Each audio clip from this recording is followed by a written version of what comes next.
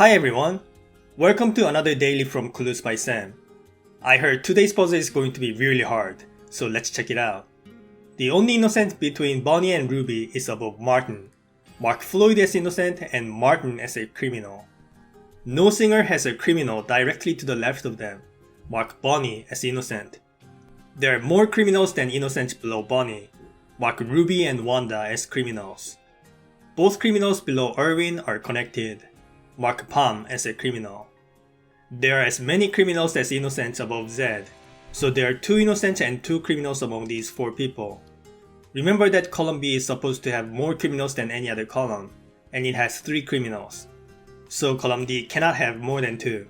We can mark Zed as innocent. Both innocents in row 5 are in the corners. Mark Vince as innocent and Xia as a criminal. Now we can resolve Wanda's clue and mark Logan as a criminal. That makes 2 criminals in column A.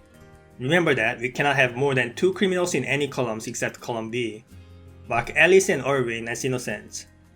So here's where I got stuck for a very long time, but I eventually figured it out. Assume Oscar is a criminal. Then Tom would have 2 criminal neighbors. Now if you look at Alice's clue, Cheryl would need 2 criminal neighbors as well. So Deborah and Kevin would be criminals. However, we can't have this because now column B no longer has more criminals than any other column. So our assumption was wrong, and therefore Oscar must be innocent. Next, assume Cheryl is a criminal.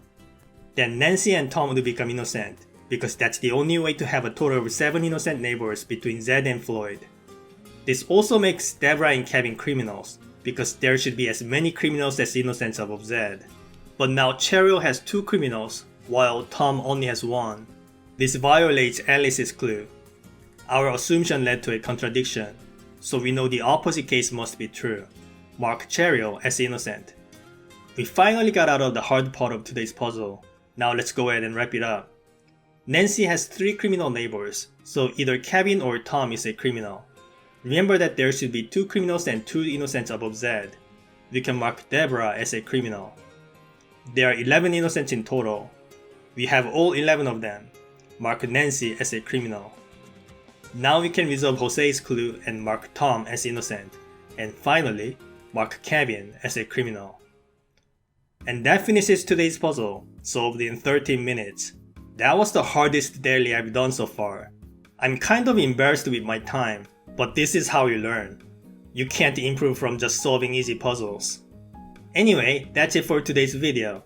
Thank you for watching and have a good weekend.